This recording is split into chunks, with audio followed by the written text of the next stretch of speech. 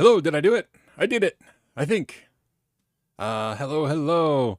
David, so the question was, will I upload the live? The live will actually stay up. It actually posts afterwards, but what I do is edit out just the solution to the weekend assignment, and I'll post that probably tomorrow. It takes it a while before I can actually download the live stream.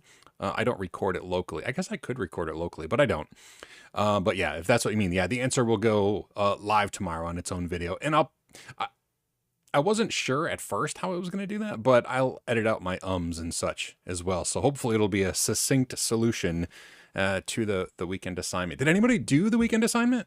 I'm curious because hopefully it's a useful one. I kind of purposefully made it so that all the answers were not in the video that I had posted. I thought, you know what? In the real world, you got to Google some answers, and so I thought that was good. All right, but it was just looked at. That's fine, perfectly fine, because it's the kind of thing that it's good to practice anyway. I have to admit, I didn't really practice much. I got the stuff ready. Like I booted up the virtual machine so we can do it on a VM. I wanted to cover it. There's a couple different ways to do it as well. So, oh, Scott, on the weekend assignment, that's all right. That's all right if it's above your pay grade kind of thing. We before long you'll be like, oh my goodness, I can't believe that I didn't know where to go with that. It'll be like, I do that on, for fun. I don't know. I mean, adding a second IP address, I guess that's fun. All right. I guess there's probably a way that I can make sure we're streaming everywhere, but I'm just going to assume that we are because it's hard enough for me to concentrate on a single screen, much less multiple. So, if anybody is on another platform, like I'm looking mainly at YouTube because that's where I can pop up messages. If you're on another platform and you start to see like spam or something, just let me know, and I don't know what I'll do, but I'll try to work on that.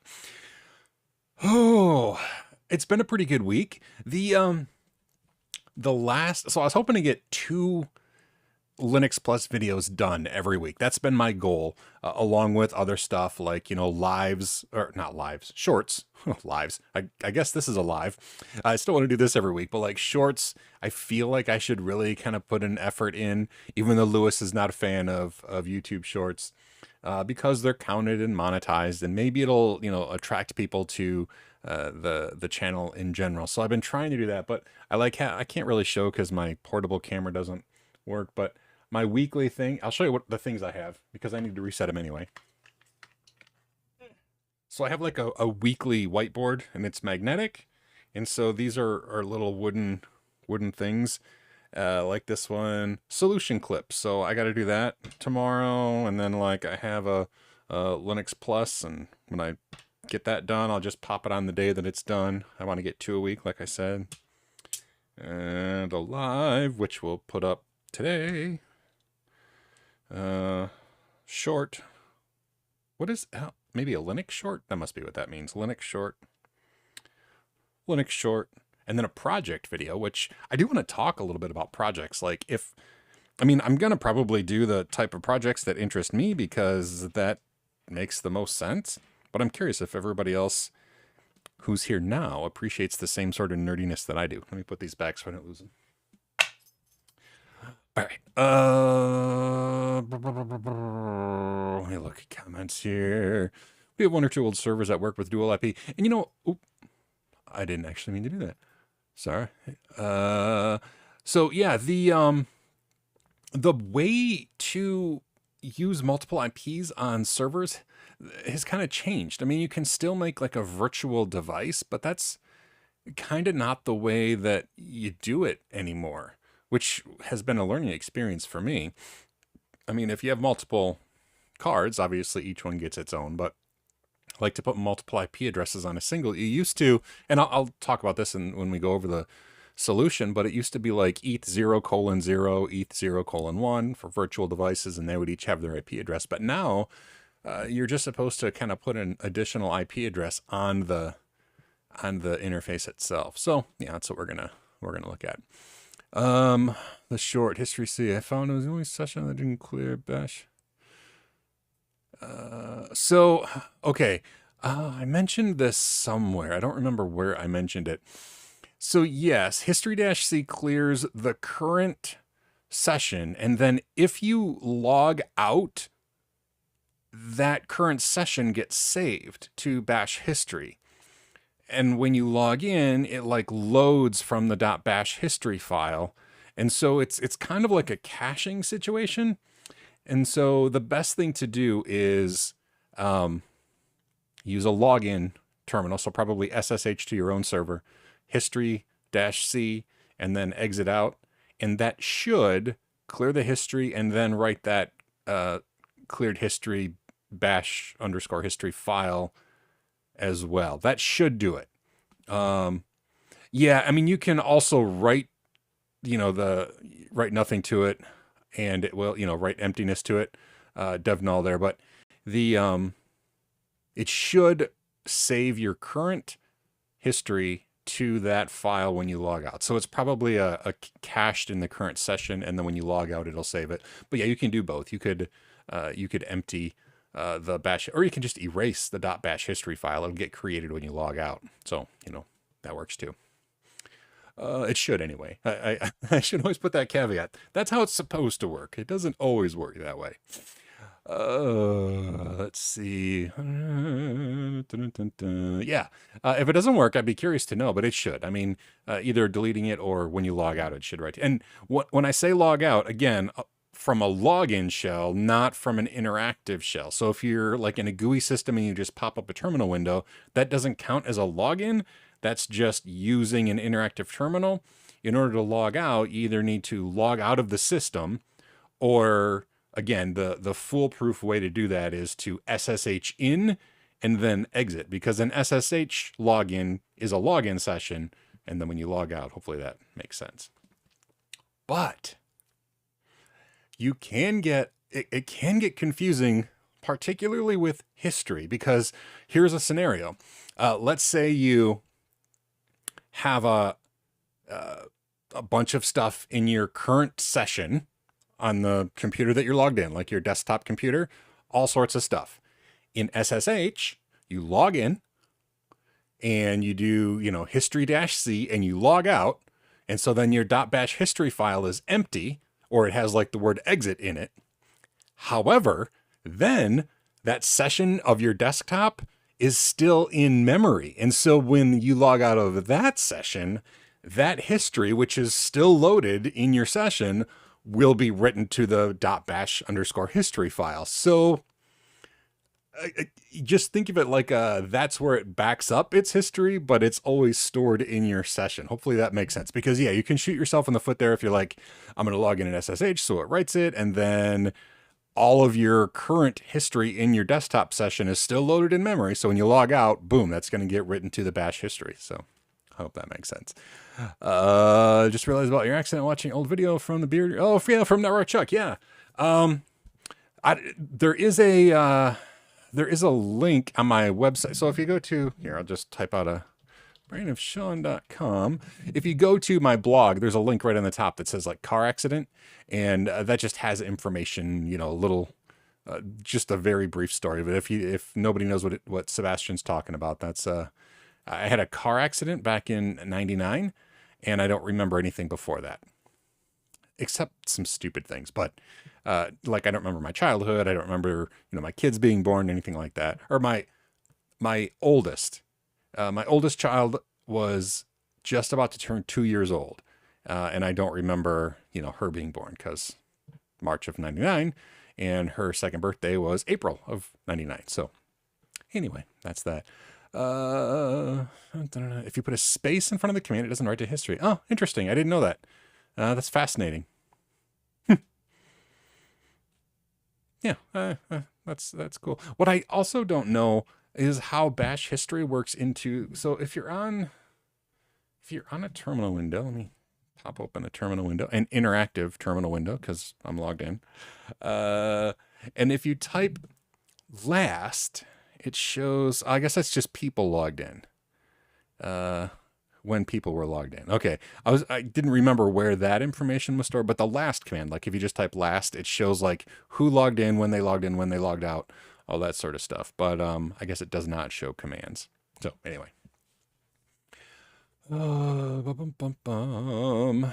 We know that Linux is Linux. What's your favorite distro and why? Well, sit right back and let me tell you a tale. I'll premise this by saying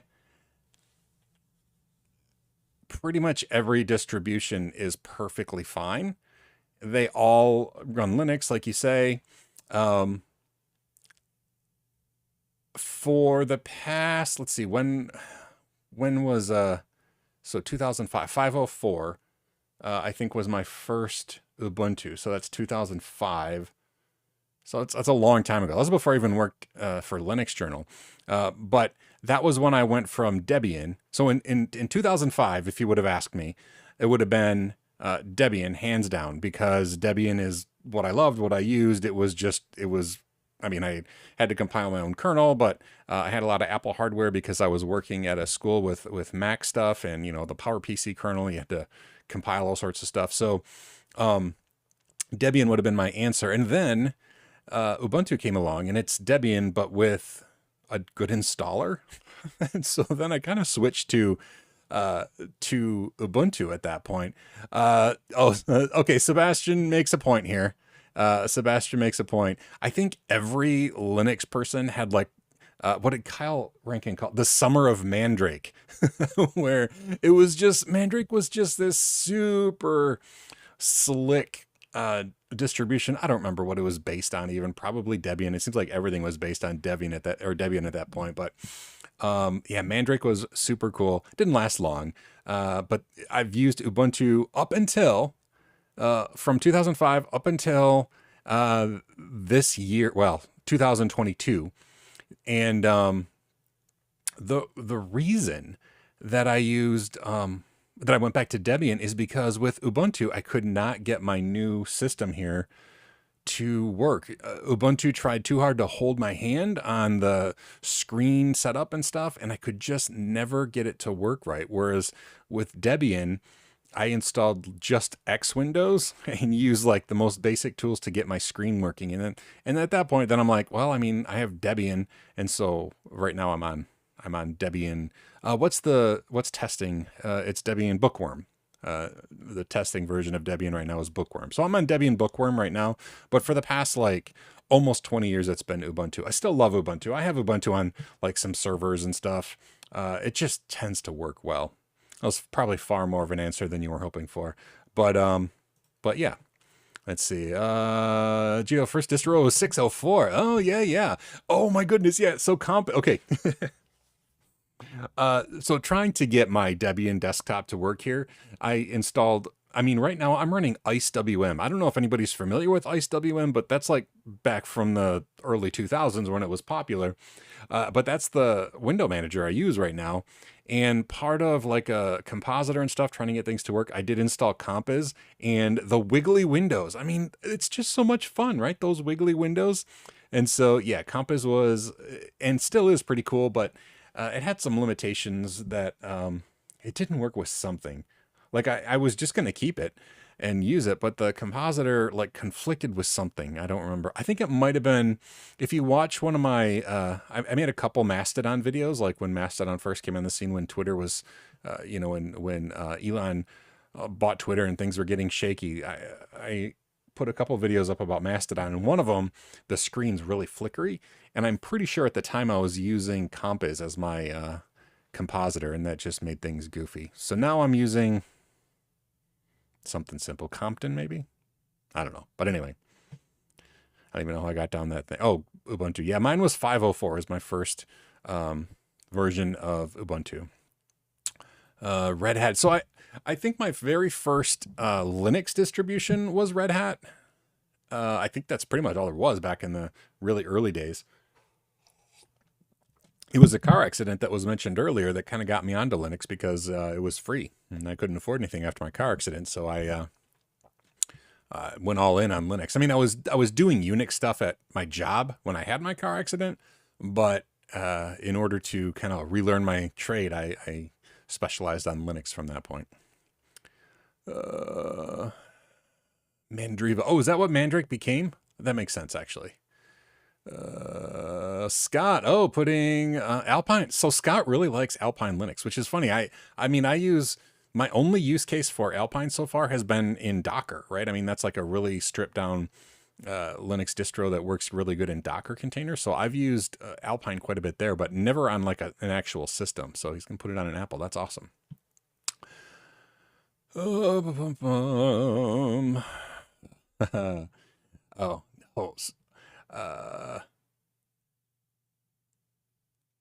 show here. Oh, Compass. Yeah. Okay. So Novell does. Anybody ever have to administer Novell servers? So when I got a job in February of 2000 as the system. No, what was my job? I was the technology director at a K-12 school in here in Michigan, in the town that we lived in at the time, and they had it was mostly Macintosh based, but they had a Novell server. I had never used Novell in my life. I was so lost.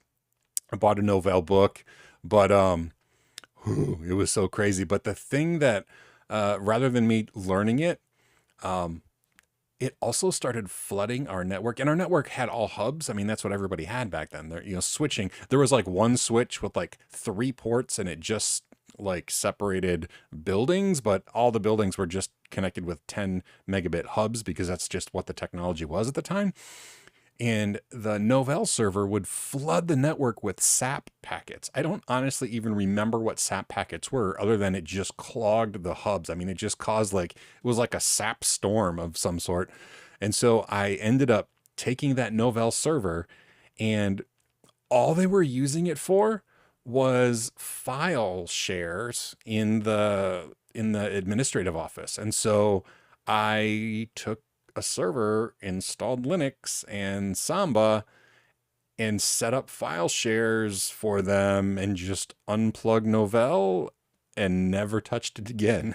So that's my whole story with Novell. Is I never learned it. I just replaced it because they weren't using any of the features that were like specific to Novell. It's not like they were authenticating with it or anything.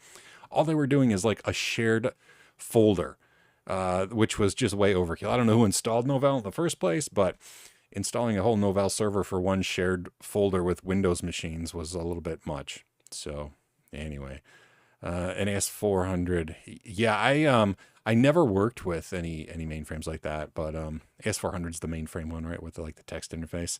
But yeah, I never did do that. Yeah.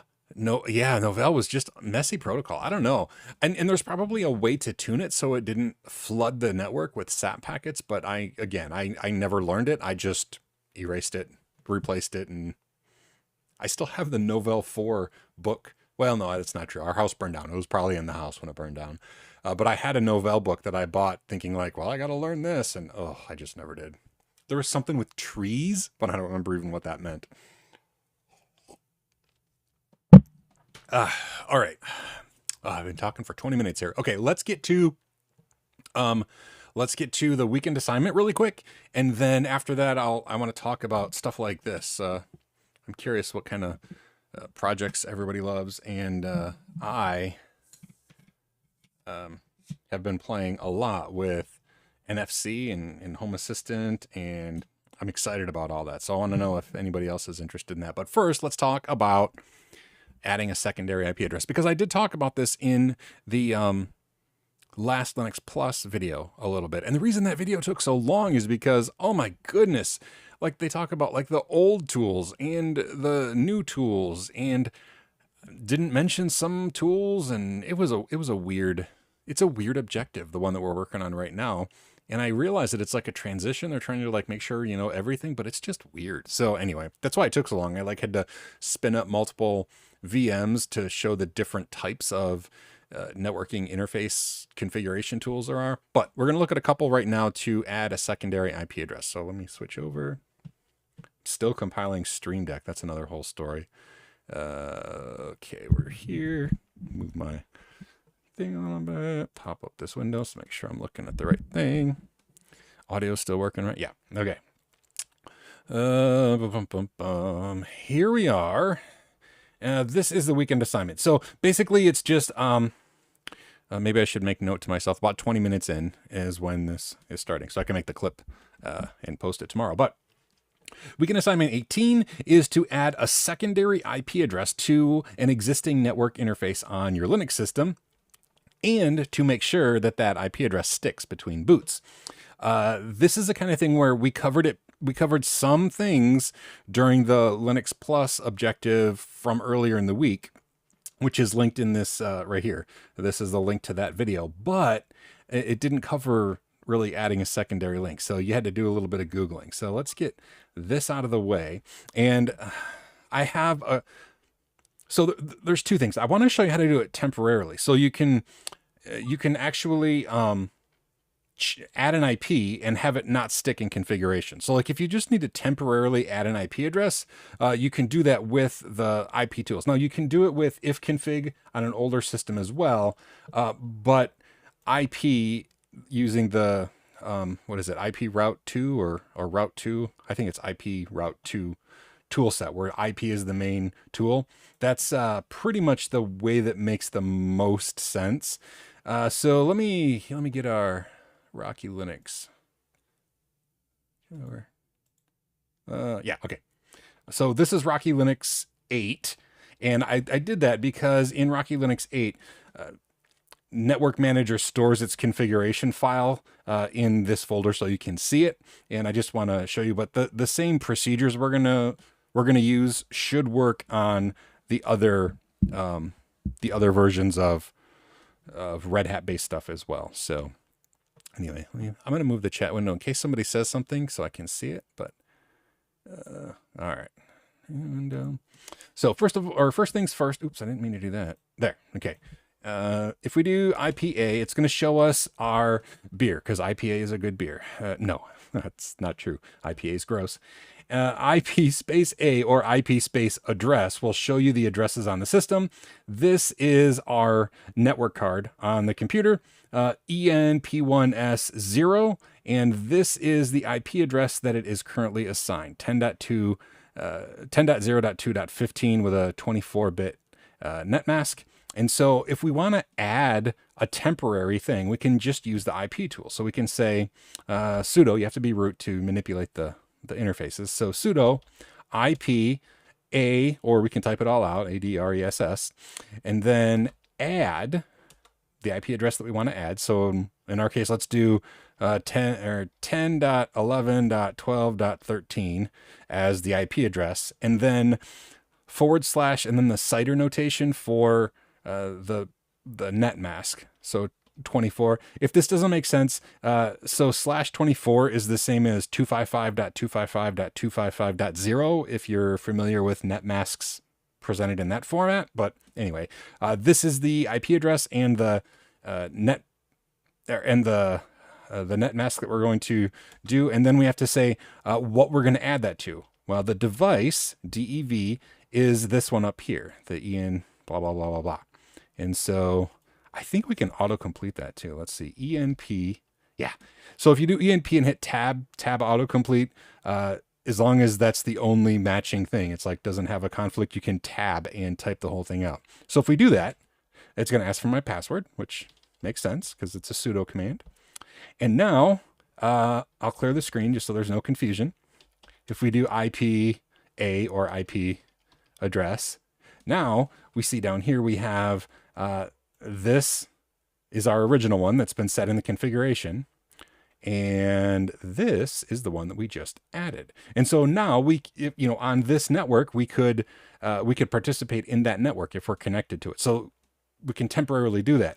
But if we were to restart, or in this case, since this is right here, I'll turn off our network, turn on our network. If we look at IP address now, it's gone. And that's because I just did it temporarily, right? I just added a secondary address. Let's see what the question.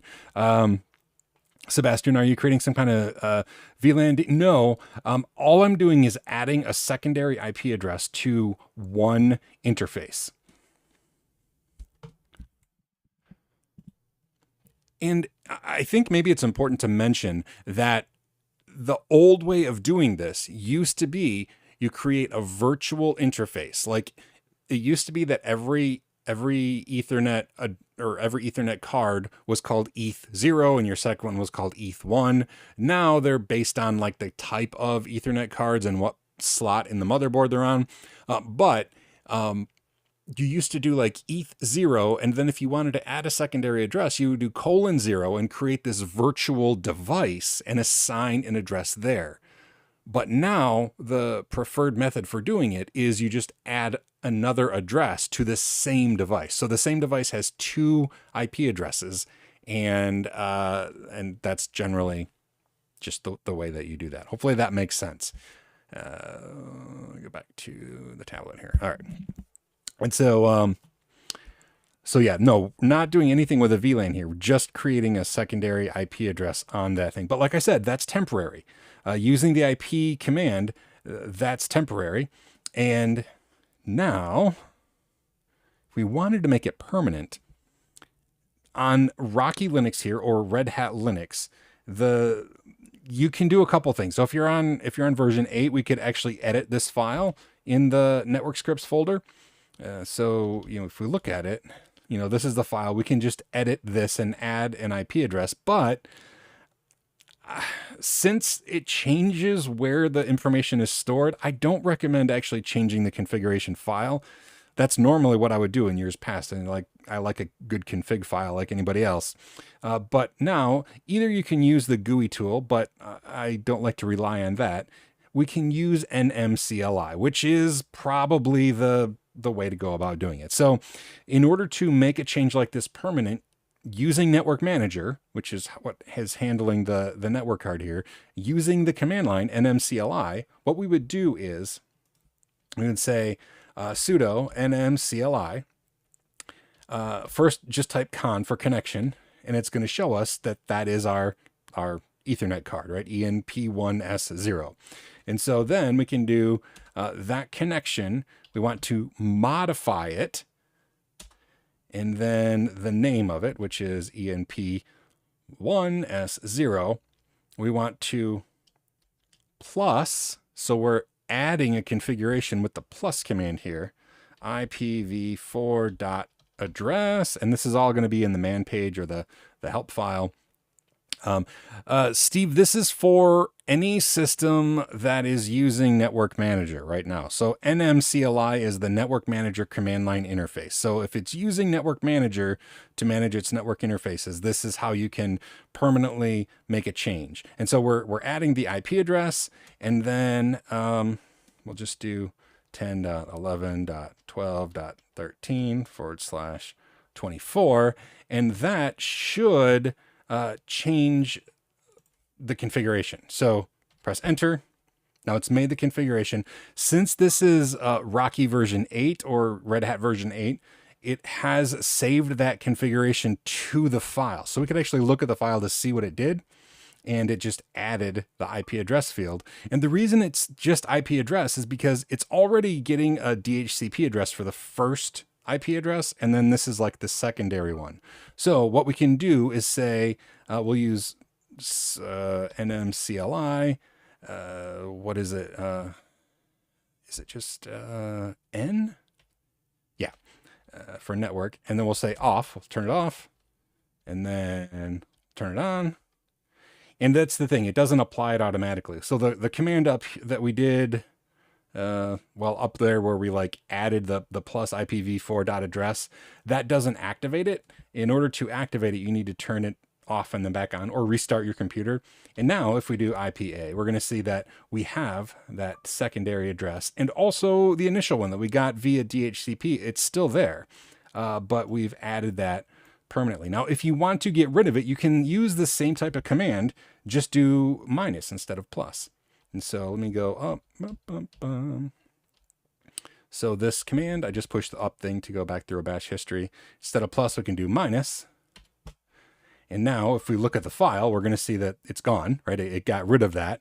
But in order to activate it, because right now it's still active, but if we want to do sudo NMCLI network off, and then on, and then IPA, we're going to see that we've made that change permanent. And now when it reboots or restarts the network service, it's not going to be active. All right. Hopefully that makes sense. Yes. And I think can I pop it up here? Does it appear on the screen here? It does. Good. So NMTUI is Network Manager Text User Interface, and that's like N curses. I don't even know if it comes installed by default. Let me see if I even have it. Sudo nm TUI. Yeah, sure enough. Okay. And you could actually do it on the command line. So actually, thank you for mentioning that, because that's not something that's mentioned in the Linux Plus objectives, but it's another tool. So you don't have to use GUI. You can use the text-based GUI, if you will. No, I want out. And you can manage it there. I won't go through that because it's just a GUI interface on the text terminal. But anyway, that's how you can go about it. Now, it is a little bit different on a server that doesn't use like Network Manager kind of thing. So what I wanted to show you, let me get rid of this this computer, and specifically, I want to clear the screen here. I'm logged into, actually, this is a server on my local network. Pookie is a server in my home, and it's running Ubuntu Server 2204. It's headless, and so it has NetPlan as the way that it handles its network configuration, which I mentioned in that video briefly. But inside here, there's going to be a YAML file, and we can do the exact same thing to temporarily add it. So if we do IPA, we're going to see, I mean, I have lots of stuff. I have Docker running on this, so there's lots of virtual interfaces. And there's also 2 physical cards, but this one up here is like the standard. This is like the Ethernet one that's plugged into the wall. And so this is the IP address on my local network of this main interface on the computer. If we wanted to add another IP address to this, we could use IPA, or IP address, and then add it, just like we did in Rocky Linux using IP. But if you want to make it permanent, there is no, see if we do nmcli, it's going to say, I don't have that installed because it doesn't use Network Manager. It uses NetPlan. And so here is the file. We can edit this. And if we edit this file, this is using YAML, so indentation matters. But all you would do is go here, make sure it lines up, 192.168.1.7, we'll say, /24, save this file, and then do netplan apply. And now if we do IPA and scroll up to that main interface up here, we'll see that we have this IP address and this IP address, and that's going to stick on reboots because I put it in that file. It's different. So in Red Hat, it's going to use the NMCLI, but in Ubuntu, it doesn't use that. On a headless server, it's just going to use the NetPlan file. If you remember in that video that we went over, if you have an Ubuntu system with a GUI installed, it still uses NetPlan, but NetPlan just points to Network Manager, and then you can manage things with Network Manager. But on a headless system, NetPlan is all there is. And so you're going to edit this YAML file in order to make that change permanent. So I think that covers quite a bit. Hopefully it makes sense how you would go about doing it on whatever system you might have, but it also required a little bit of Googling. So I think that's a bonus as well. So I'll call that the solution. Hopefully everybody's happy with that. I'm going to actually clean up my system here though. Hold on. I don't want to have that used IP address. Oh crap. My lights just went off. I didn't make enough motion detection. Thought I was gone. I'm just going to erase this line, save the file, netplan apply. All right, log out. We're good. Let's go back to Livestream face. All right, cool. Anybody have any questions? Did I cover everything okay there? Hopefully it made sense what I was doing, like the, temporarily and all that sort of thing.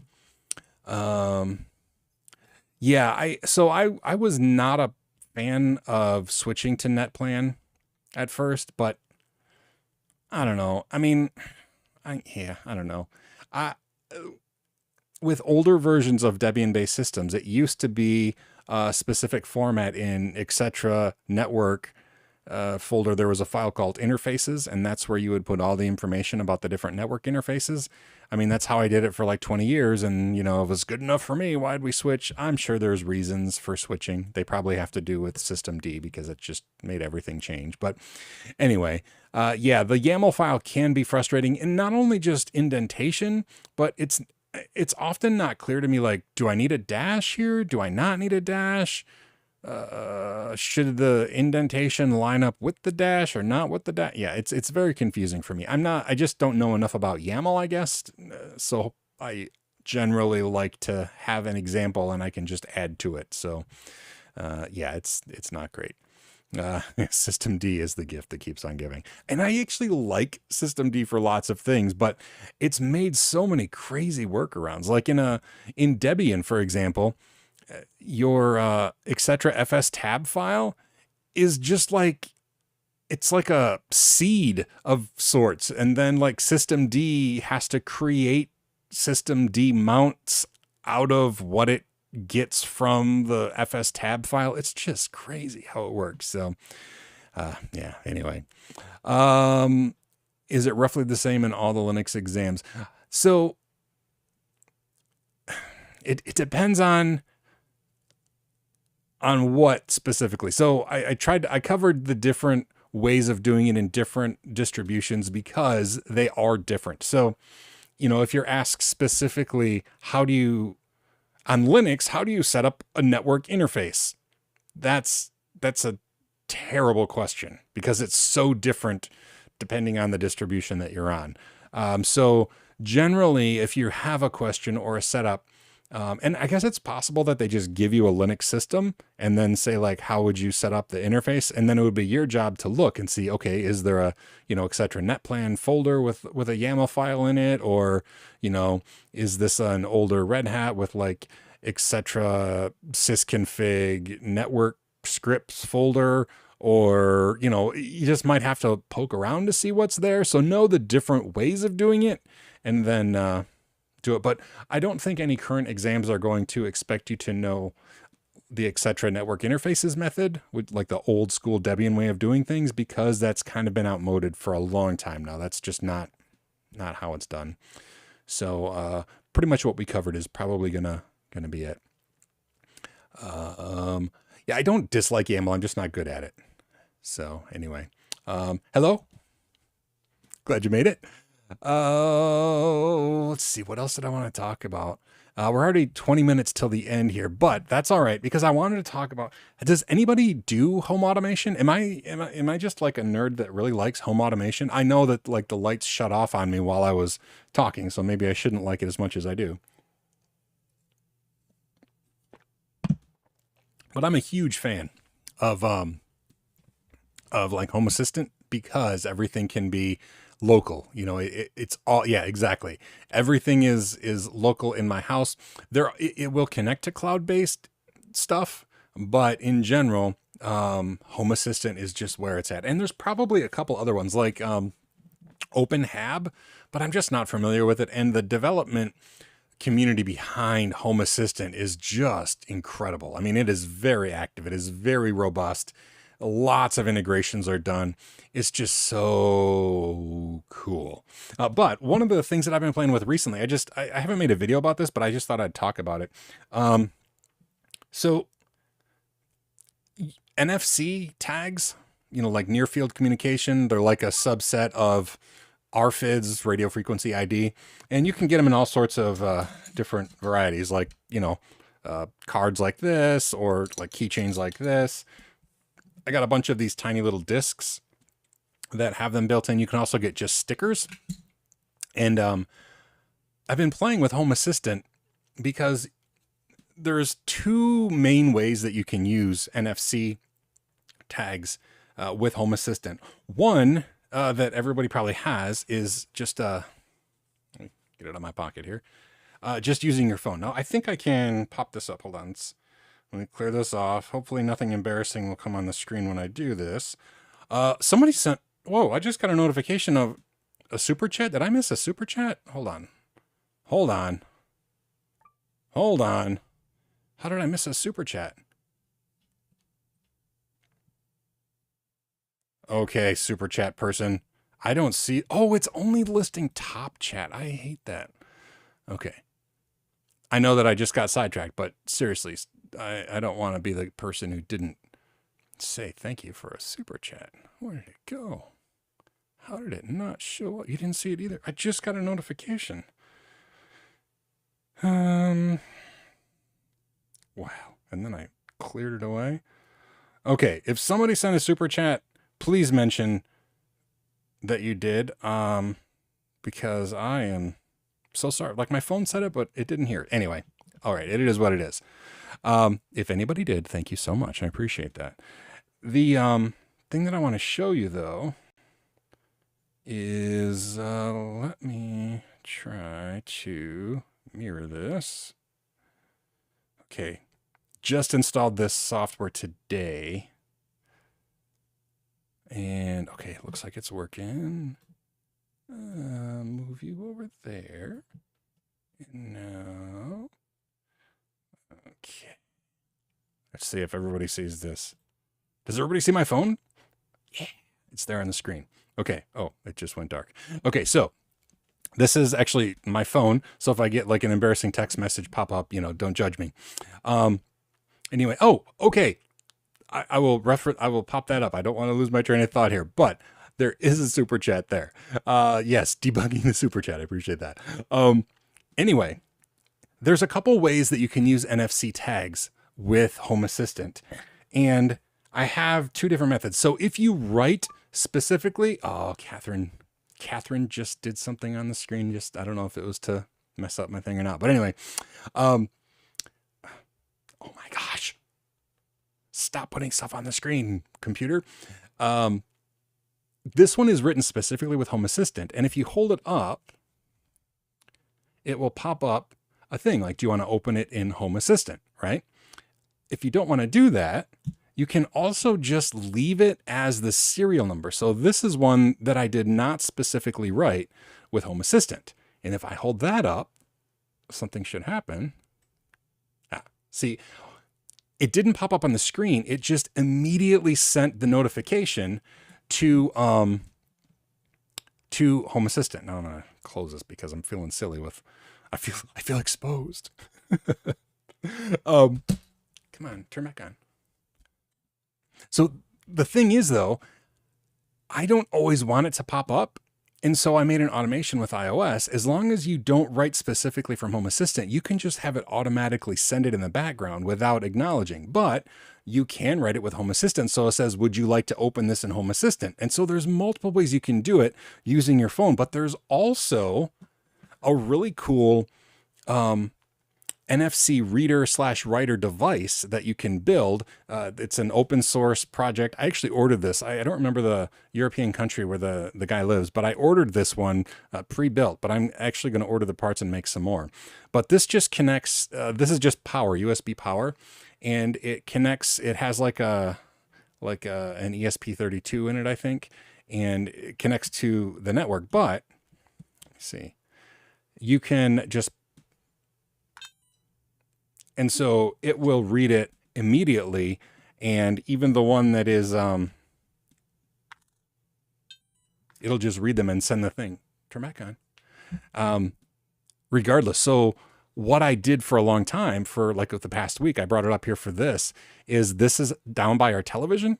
And so, if you take a tag, like it was literally this tag, and you put it on top, it would turn the TV to Roku, connect to my Plex server, start a playlist that we put on when we leave for the dogs to keep the dogs like entertained so they hear voices like, around. So setting up home automation stuff using just NFC tags, I'm super excited about it. And there's, like I said, multiple different ways to handle it.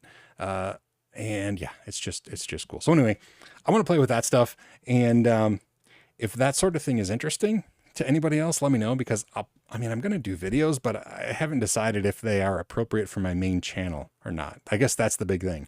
First of all, Thank you very much for the super chat. Even if it was debugging, I appreciate it. I mean, that's $5, man. So thank you very, very much. I appreciate that. And the person who, at least I got a notification that they sent it. Thank you as well.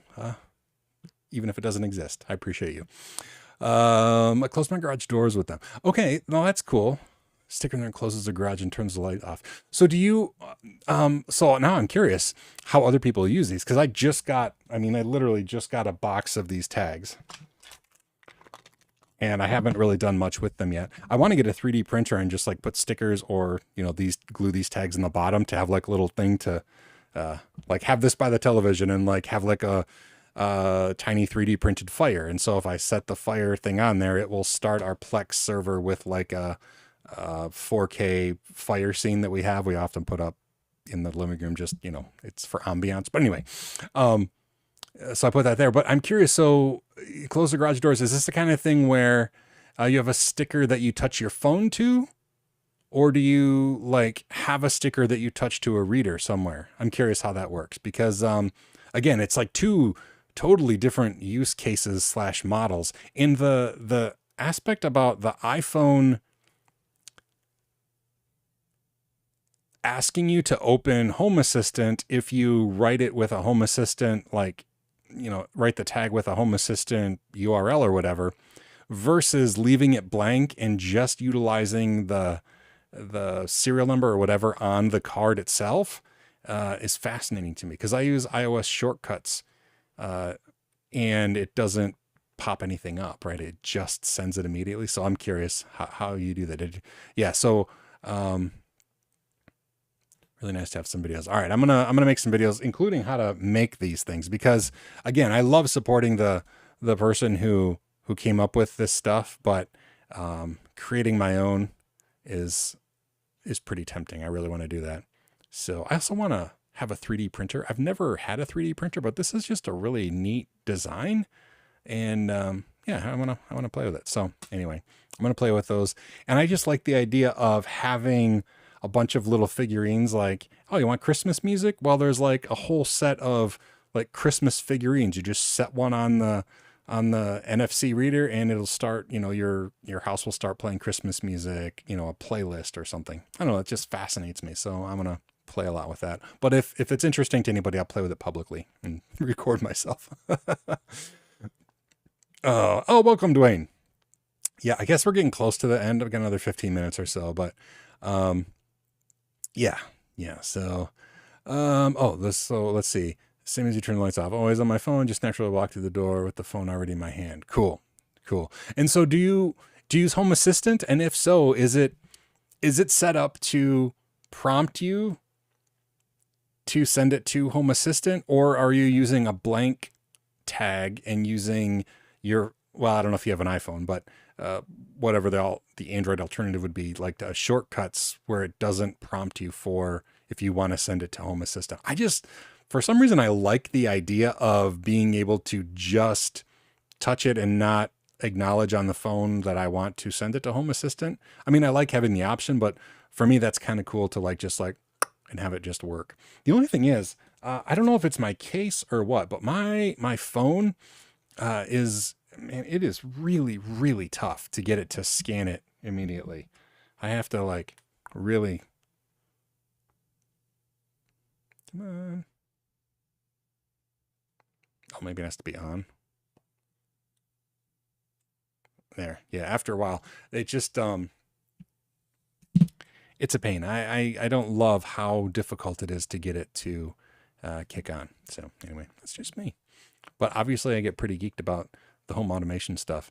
And I have more and more things. There are some things that I'm frustrated with. Like I wanted a switch really quick. Like you probably see behind me, the things keep turning on and off, like the Pac-Man ghost and the Yoshi egg.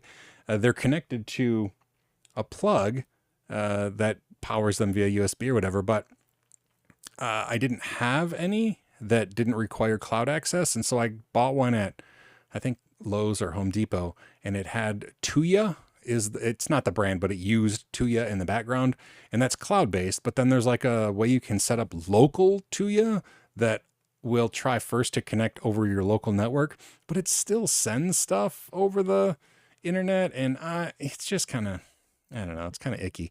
So I do have a couple that are strictly Zigbee, which I'm really, really happy with, because Zigbee doesn't go to the cloud at all. It's just a local device. And so they're not as popular because they require a hub, right, of some sort. But the nice thing is Home Assistant supports Zigbee and Z-Wave. If you have like the USB dongles, it becomes a hub. So that's cool. And it also works so well with HomeKit. If you have Apple devices in your house, HomeKit and Home Assistant integrate both ways. Apple will see Home Assistant as a HomeKit device, and also the HomeKit installed on Home Assistant will see Apple as an interface to go back and forth. So you can use HomeKit only devices. You can use Siri to send commands to Home Assistant, which doesn't require cloud access. It's just really, really cool. Put one in the back of the guitar. You know what? So it's a pretty decent guitar I have back there. I still have not taken the time to learn. I really have to. It's shameful how little I've played that guitar. I bought it a couple years ago thinking I was going to pick it back up. I mean, I play guitar for years because our church youth group, I wanted to have other kids teach or play. And so I learned to play well enough that I could teach kids to play so they would play. And so that's as good as I am. I'm good enough to get somebody else playing. And then I never got any better. All my plugs are GE Z-Wave. So yeah, I have, I have such a smattering of things.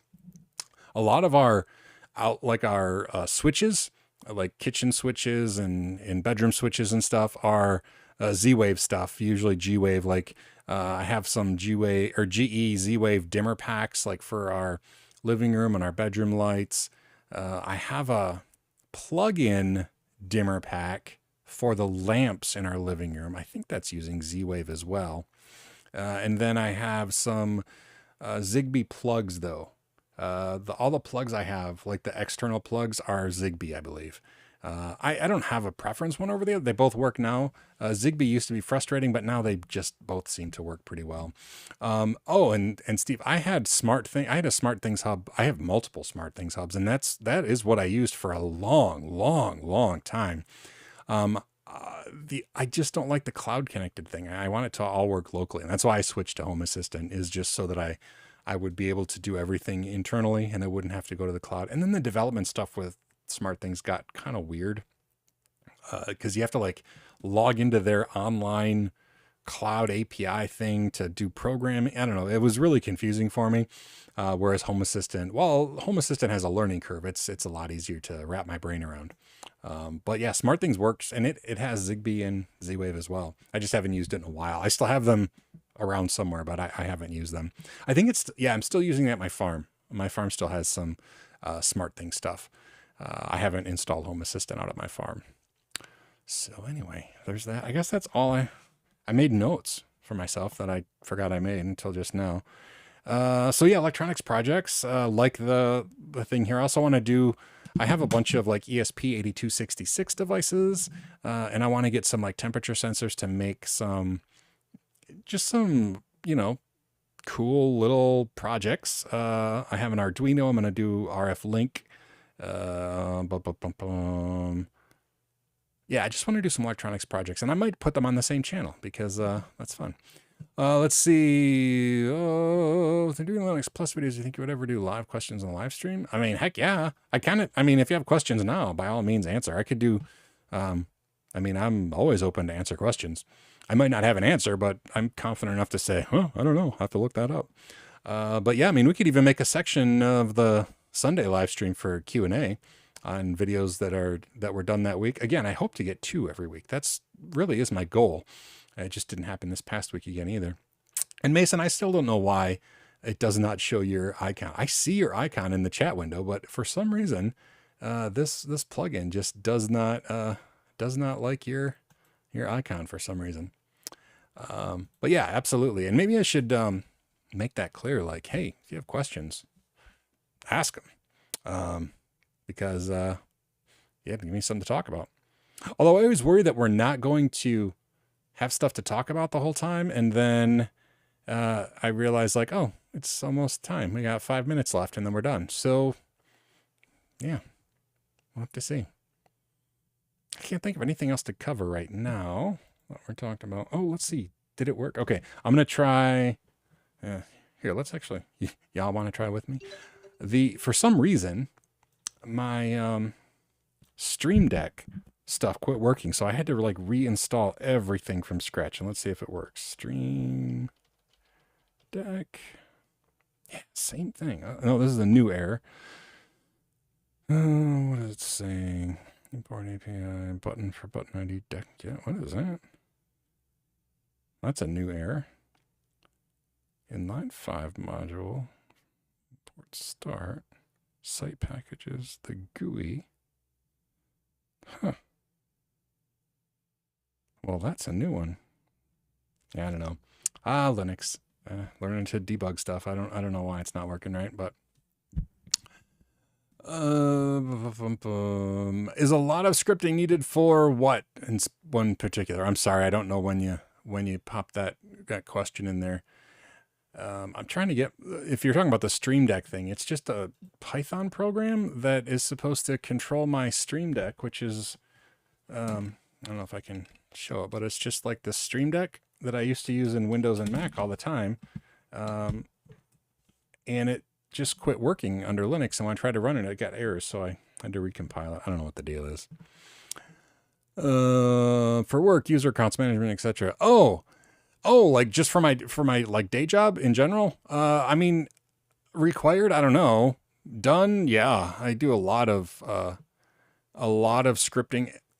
Generally, I do scripting that saves me time because I get tired of doing things manually, if that makes sense. Like I'll do something manually and realize like, well, this sucks. I could write a script for this. And then I replace myself with a script over and over and over until I'm more script than man.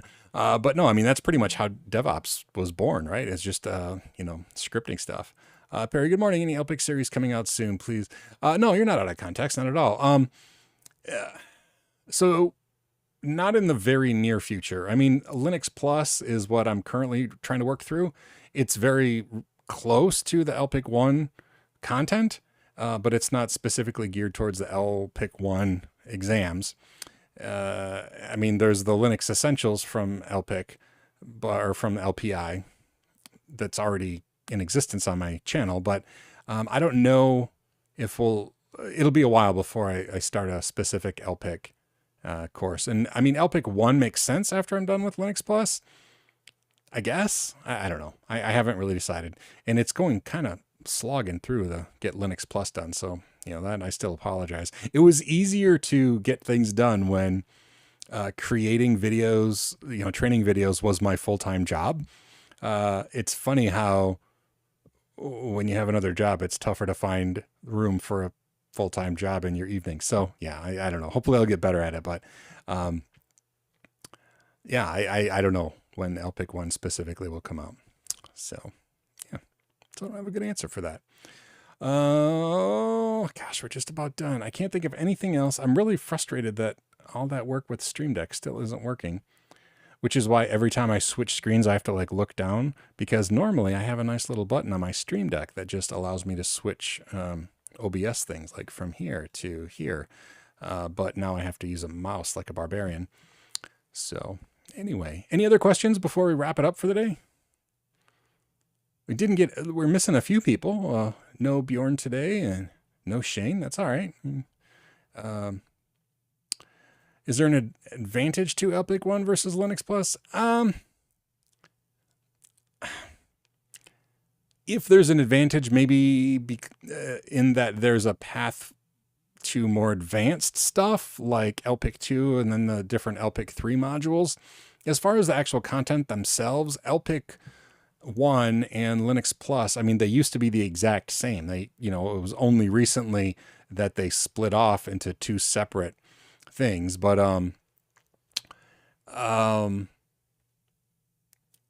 the content wise, it's the same sort of stuff, right? So please say no. Studying LPIC, no. After doing the essentials, yeah. I mean, LPIC 1 and Linux Plus are very, very, very similar. So Oh, dang it. Scott is right. So, all right, I'm going to tell everybody in the 13 seconds I have when I'm not going to say it now.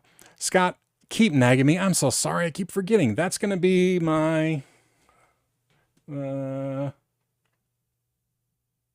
project clip for this week. That's going to be the project video maybe for this week, is just a little hacky RAM disk trick that I use when I do scripting. I'll talk about that and the difference between the different temp folders. On that note, I'm so sorry I keep forgetting about that. But hey, thanks for tuning in, everyone. Thanks for the super chat, Geo. And if that other super chat was real and not my phone messing with me, thank you to that person as well. I'm sorry I don't know your name. I swiped it away because I didn't want to show all my notifications on the live stream. If anybody has any other questions, yeah, stop by the Discord and pop the questions in there. Either myself or somebody else will hopefully answer. Thanks again, and have a lovely rest of your weekend or week, depending on when it is where you are. When it is where you are? When it is when you are. I'll talk to everybody later.